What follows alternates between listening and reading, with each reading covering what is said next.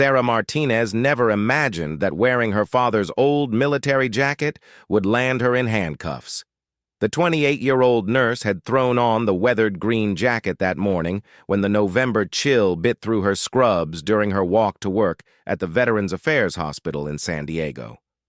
The jacket, with its faded patches and worn fabric, had been hanging in her closet for 3 years, since her father's funeral. Detective James Morrison spotted her during his morning coffee run at the small cafe across from the VA hospital. His trained eye immediately zeroed in on the Navy SEAL trident pin gleaming on her jacket lapel. Something felt off about the young woman wearing it.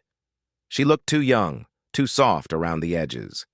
In his 15 years investigating military fraud cases, Morrison had developed an instinct for spotting phonies.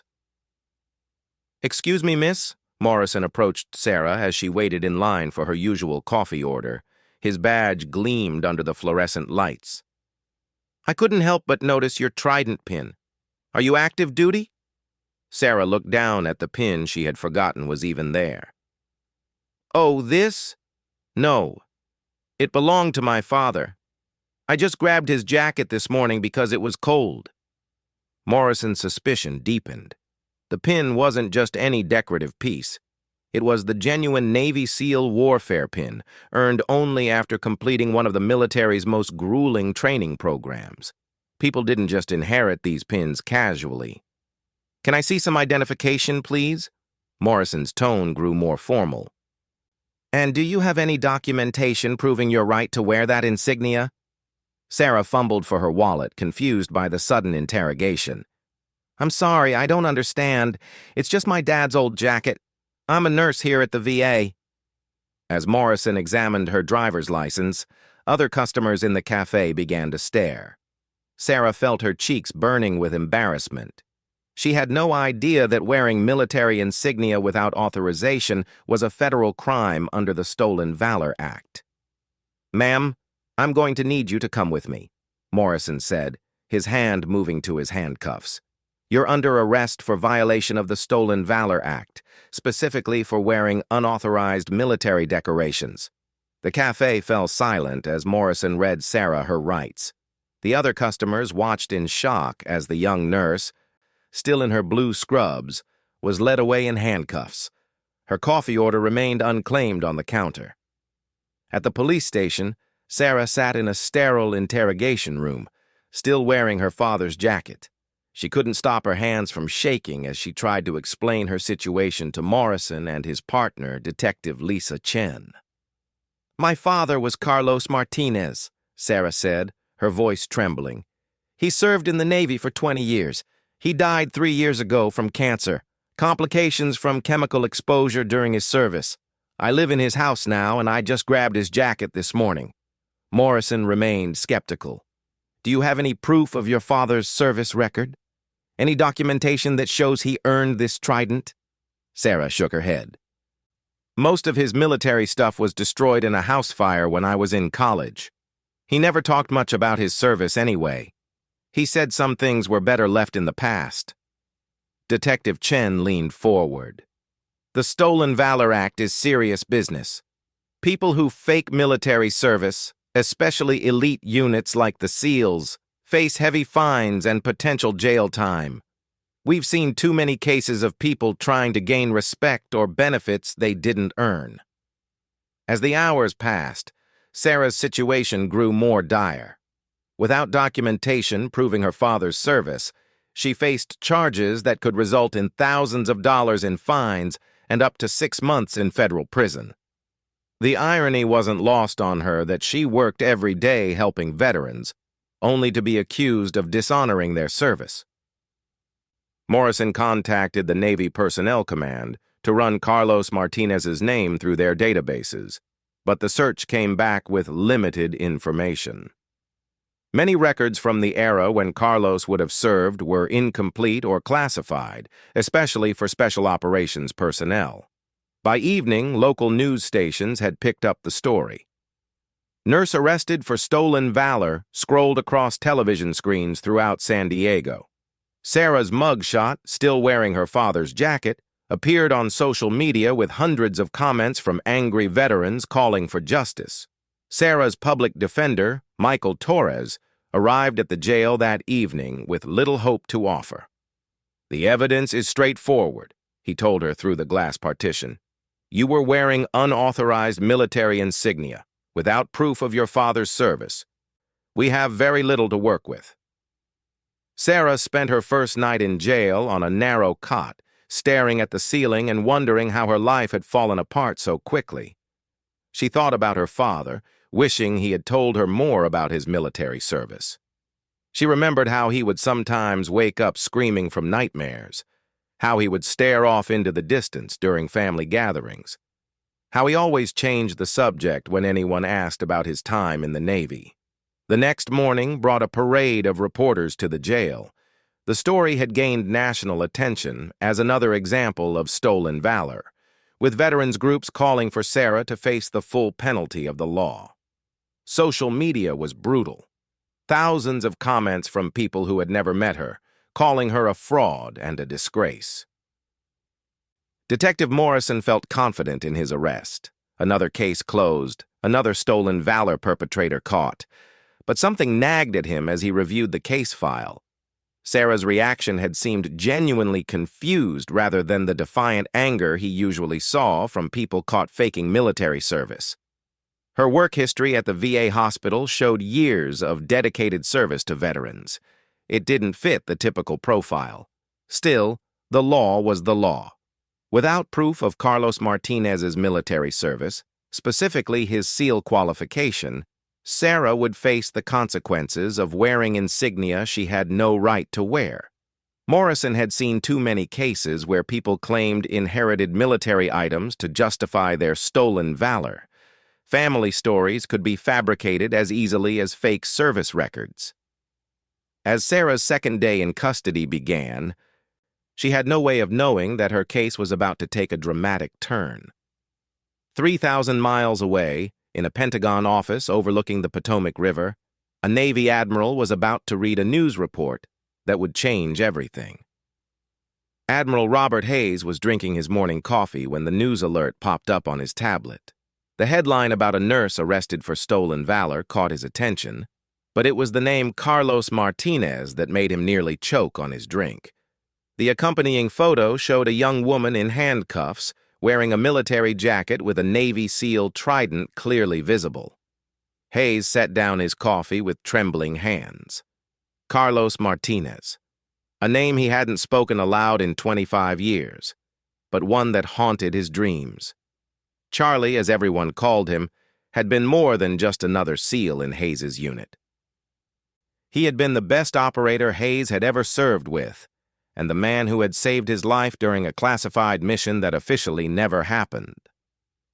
The Admiral immediately pulled up the classified personnel database, his security clearance allowing access to files that few people in the military could see.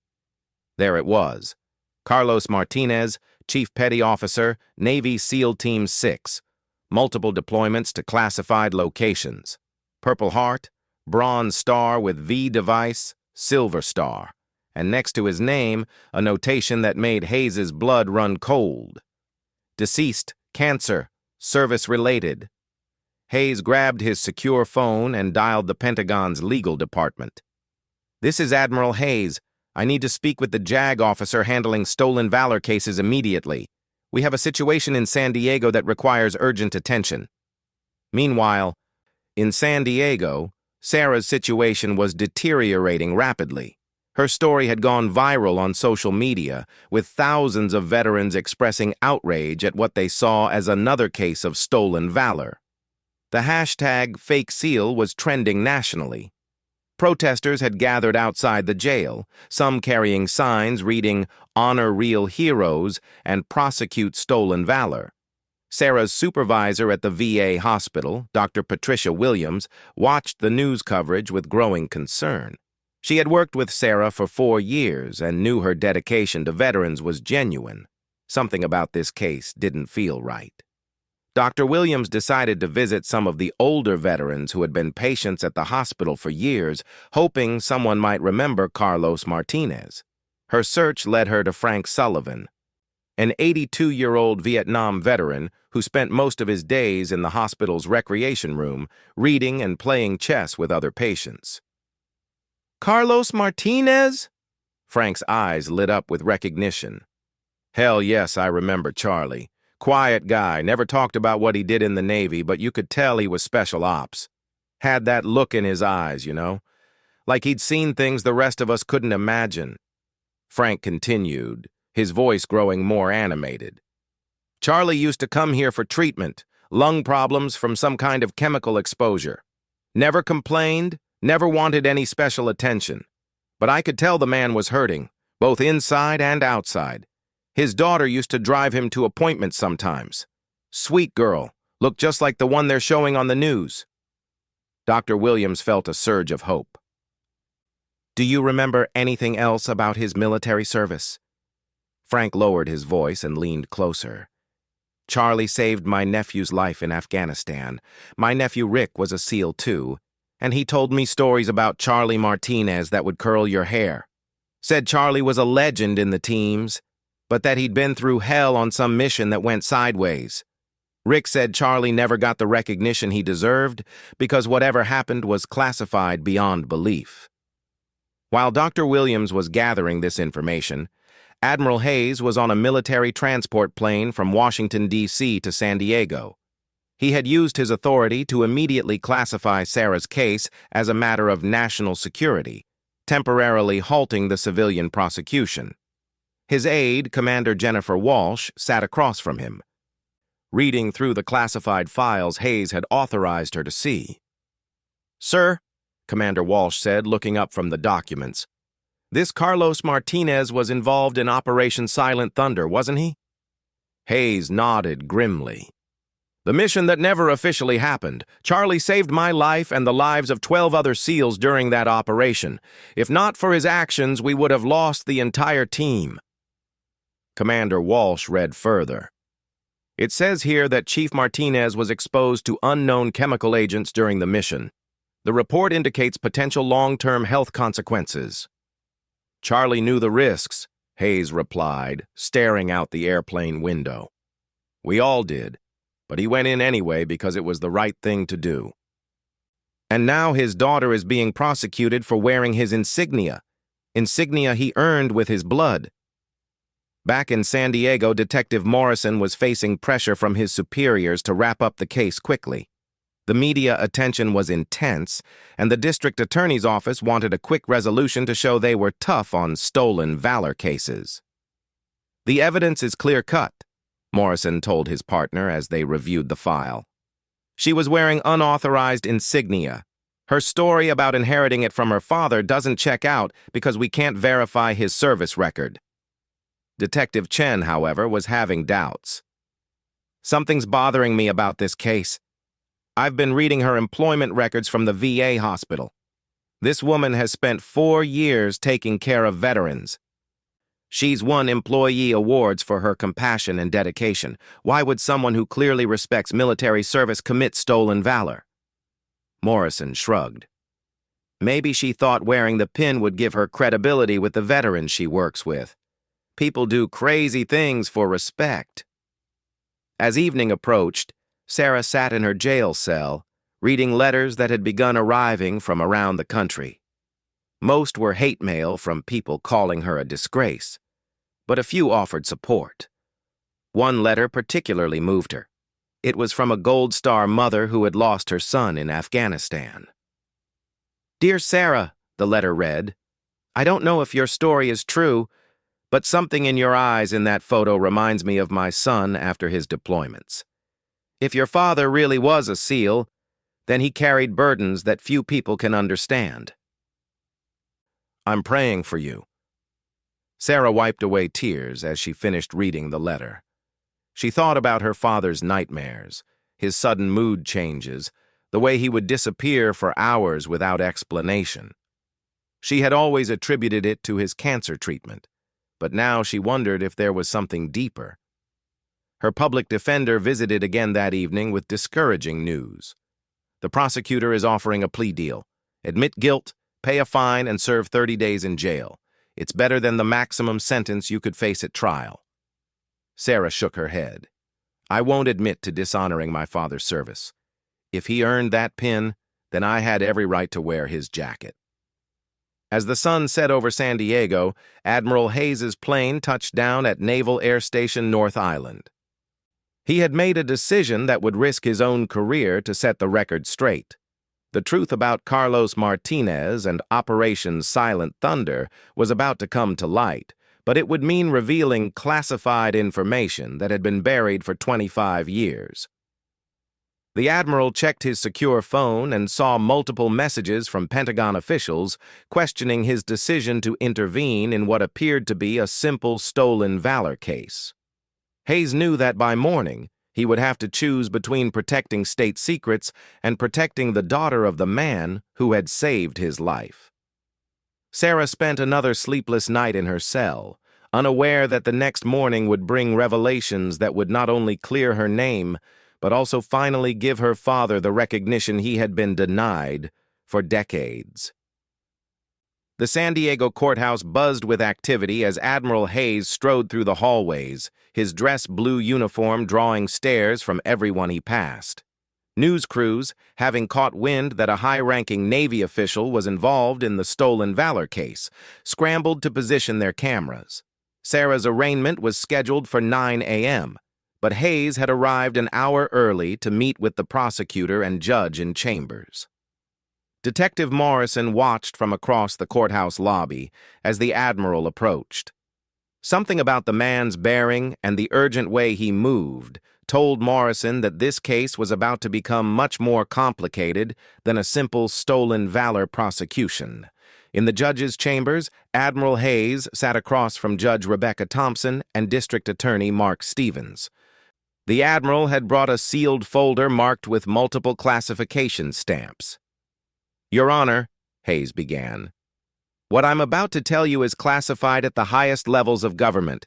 Chief Petty Officer Carlos Martinez was not just a Navy SEAL. He was a member of an elite unit that conducted operations that officially do not exist." Judge Thompson leaned forward. "Admiral, I understand you want to help this young woman, but we can't simply dismiss charges based on classified information that can't be verified." Hayes opened the sealed folder and placed several documents on the judge's desk. "These are Carlos Martinez's true service records, declassified as of this morning by direct order of the Secretary of the Navy. What the defendant's daughter is wearing isn't just any trident pin. It belonged to one of the most decorated SEALs in modern history." District Attorney Stevens examined the documents with growing amazement.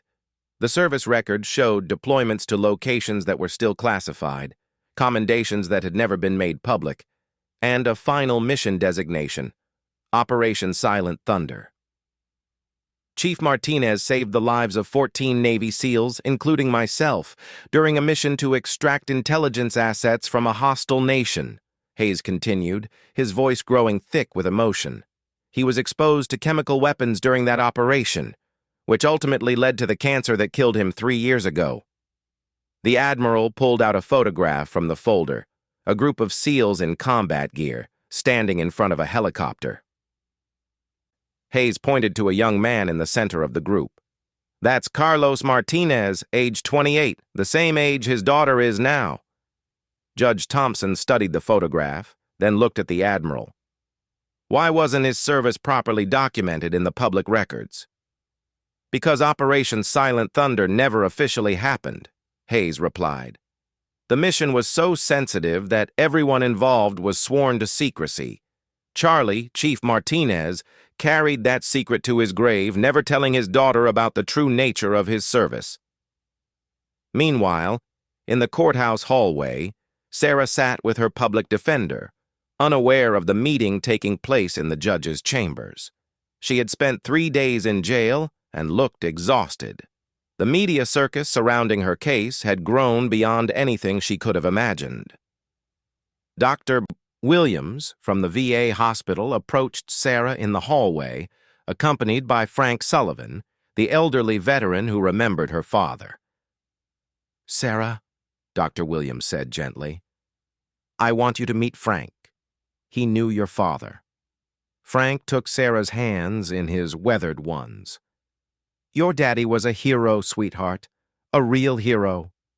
I don't know what kind of mess you've gotten yourself into, but I want you to know that Carlos Martinez was one of the finest men I ever met."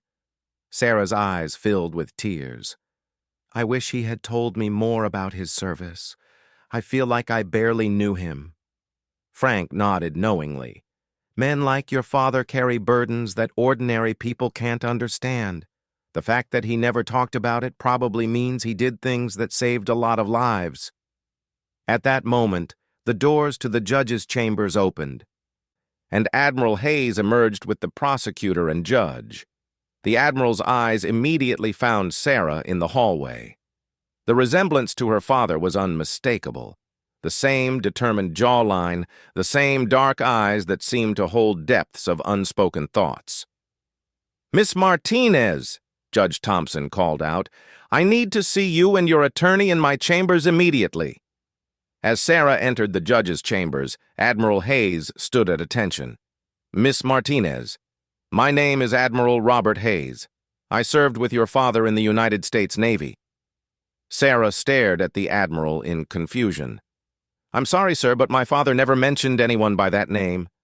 Hayes smiled sadly. "Your father saved my life 25 years ago during a classified mission. Due to the sensitive nature of his service, he was forbidden from discussing it with anyone, including his family." The Admiral picked up her father's trident pin, which had been entered as evidence in the case. "This pin was personally awarded to your father by the Secretary of the Navy for extraordinary heroism. He earned it through actions that officially never happened, but which saved the lives of 14 Navy SEALs." Sarah's hands shook as the Admiral handed her the pin. "Your father was exposed to chemical weapons during his final mission. That exposure led to the cancer that ultimately took his life. He died a hero, Miss Martinez, and you had every right to wear this pin." Judge Thompson addressed the courtroom. "In light of new evidence provided by the Department of the Navy, all charges against Sarah Martinez are hereby dismissed. The defendant was lawfully wearing military insignia that belonged to her father, a decorated Navy SEAL." As the words sank in, Sarah collapsed into a chair, overwhelmed by relief and grief. Admiral Hayes knelt beside her chair. "Your father made me promise something before he died," Hayes said quietly. "He made me promise that if anything ever happened to you, I would make sure you knew the truth about his service. I'm sorry it took a situation like this for me to keep that promise." Outside the courthouse, the media had gathered for what they expected to be Sarah's conviction. Instead, they witnessed Admiral Hayes presenting Sarah with a folded American flag and a posthumous silver star for her father's service. "Chief Petty Officer Carlos Martinez embodied the highest traditions of the United States Navy," Hayes announced to the crowd of reporters. "His service to this nation went far beyond what can be publicly acknowledged, and his sacrifice ultimately cost him his life."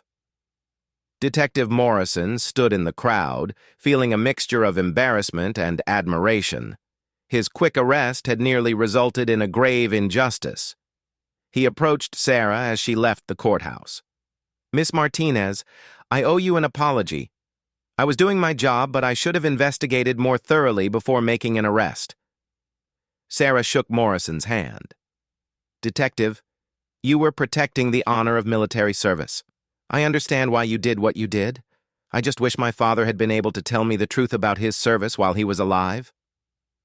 That evening, Admiral Hayes visited Carlos Martinez's grave at Fort Rosecrans National Cemetery. Sarah accompanied him, carrying the folded flag and her father's medals. As they stood before the simple white headstone, Hayes shared stories about her father that she had never heard. "Charlie was fearless in combat, but he was terrified of only one thing," Hayes told her. "He was afraid that if something happened to him, you would never know how proud he was of you. He talked about you constantly, your nursing career, your dedication to helping veterans. He said you had inherited his sense of duty, just applied to healing instead of fighting." Sarah placed the trident pin on her father's grave, along with a small bouquet of flowers. I'm going to keep working at the VA hospital. But now I'll do it knowing that I'm continuing his mission of service. As the sun set over San Diego, Admiral Hayes and Sarah walked away from the cemetery together. The 3-day ordeal had ended not just in Sarah's vindication, but in the revelation of a hero's true story. Carlos Martinez's secret had finally been told, and his daughter now understood the legacy she carried. The next morning, Sarah returned to work at the VA hospital, wearing her father's jacket with pride. The veterans she cared for now knew the truth about the trident pin she wore, that it had been earned by a man who gave everything for his country, including his life, and that his daughter was carrying on his tradition of service in her own way. Frank Sullivan was waiting for her in the hospital lobby when she arrived. "Your father would be proud," he told her simply, and for the first time since her father's death 3 years earlier, Sarah truly believed it.